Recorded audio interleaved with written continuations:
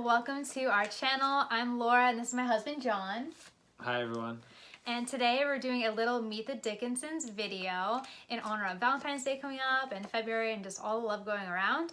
So John and I have been married for 4.5 years and we've been together for 15 years. So I met him the day before my 16th birthday. We were working together, so we met at it was my first job.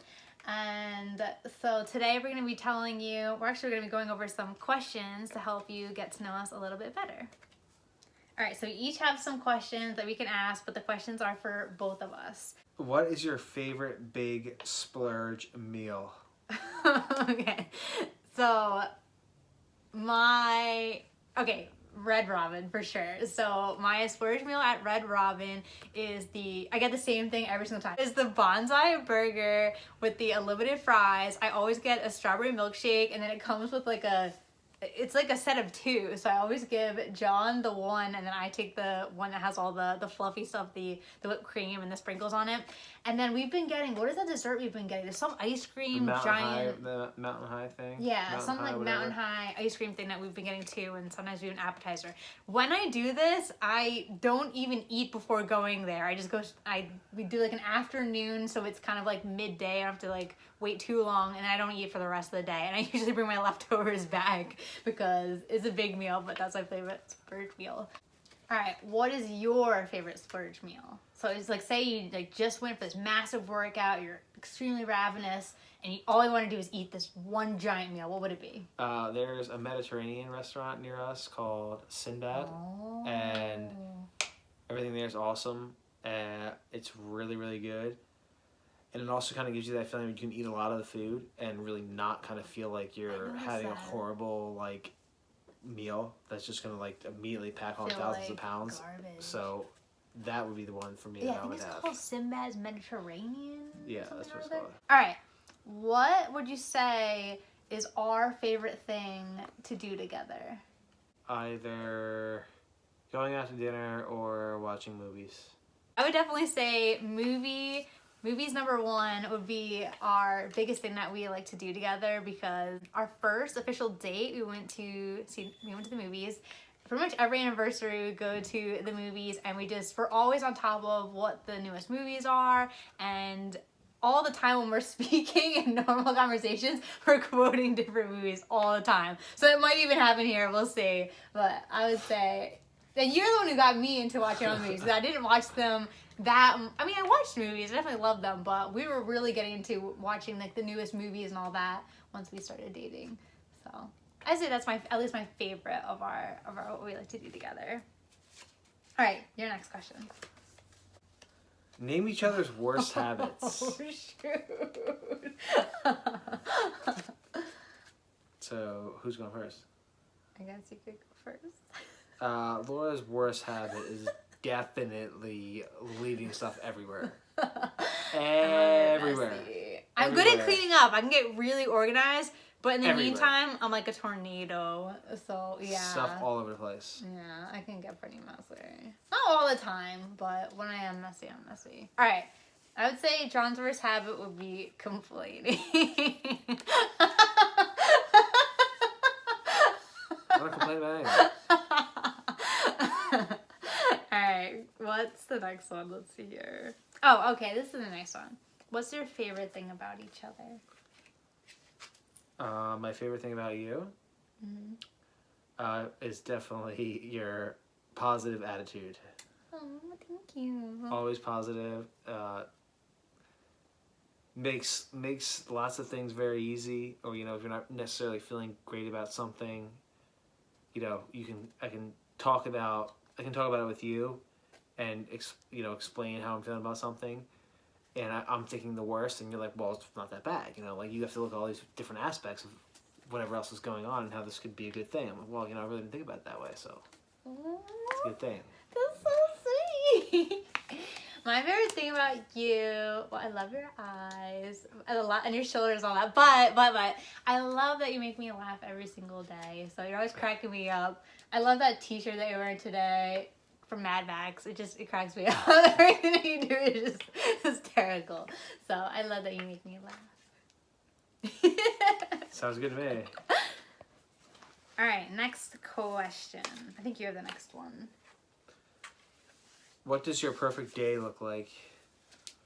All right, I would say if I could pick everything, this is so unrealistic, but if I could pick, I would say my perfect day would be like some type of like Caribbean location, like an island. So like picture this, like you and me were like at the beach, and then all of a sudden, so our puppy dog Xena, she's also one of the Dickinson family, but she's sleeping right now, so that's why we don't have her in this video. But anyway, so picture this, you and I were like on some Caribbean vacation on the beach, and all of a sudden Xena is just like running through on the waves and just like swimming and all that, but like we don't have to watch her, like she can just like take care of herself, and she's just hanging out. And then all of a sudden one of my family members comes by like around dinner time, and they say, hey, all the friends and family are all back in the place that we're staying at, and we're ready for dinner, everything's set up. That would probably be the perfect day for me. What would be the perfect day for you? Well, fortunately for me, I have a lot of perfect days. Typically, it's like I wake up. It's usually a Saturday or Sunday. I wake up at like maybe like 8 o'clock. Then I eat some food. Get a nice breakfast. Then I go to the gym and I have a freaking amazing workout. Then I come home, and that's probably get home by 11 o'clock in the morning. After all said and done, driving and all that. Not night. Then luckily, usually I'll have a tea time lined up. And then I'll go play some golf with Laura's dad, and sometimes with Laura, you know, when the weather's nicer. When we get out there, we have a great time. And then that brings me probably to about 5 or 6 o'clock at night, where I'm just totally dead, and I eat pretty much whatever I want after doing that all day. And I get to spend some quality time with Xena and with Laura and watching some movies and having a good time. And that's, for me, pretty much a perfect day. And a couple of drinks. I think Usually. that sounds pretty good. So you have a lot of perfect days then. I do. Aww. Every Saturday and Sunday. I like it. All right, so next question is, if you were to live somewhere other than the U.S., where would you live? Probably Spain. Ooh, and how come? Of all the different countries I've been to, that one was just really cool. It would also force me to really get fluent with speaking Spanish, and really immerse myself in their culture. We were in Barcelona, and the whole vibe there, everything, the culture was really, really cool. The food was great. We really enjoyed it. So that would probably be where I would want to live if I could pick a place. I would say London, because when we were in London, first of all, you don't have to worry about the language barrier. I mean, I haven't been anywhere else in England yet, so I would definitely like to go back. I want to see the castle. That's one of the places I want to go. But just as far as living there, it felt like when we went there that it was like going to your grandparents' house or something. I don't know. There was just like this wholesome, not like wholesome, that's not the right word, but there was just like this loving type of feel. The people were so outgoing and embracing, and I don't know, I just love being there. I love the food. It was a little heavy for me, but I don't know, I had such a great time, and I thought the people were just amazing. So if I could live anywhere outside the U.S., it would probably be there, even though it did seem really rainy and gray. But besides that, I think it's a lot of fun. Great. Definitely a close second for me. Yeah. How many kids do you want? I want 4 kids. So I was one of 4, John was one of 4. We both have an older sister and 2 younger brothers. And my dream is to have like 2 boys, 2 girls. And then I don't even know, maybe even like adopt or something. I don't know, we'll see. How about you? Definitely not.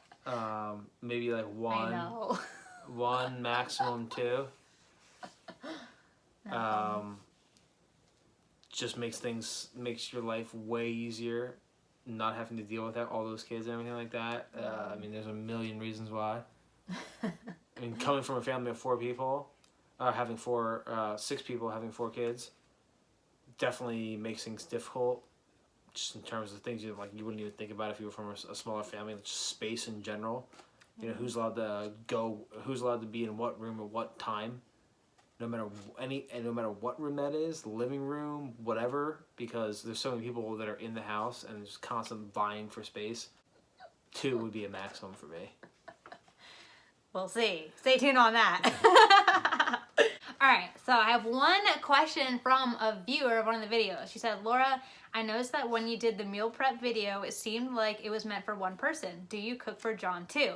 So, not usually. I bake. When I bake for John and everyone.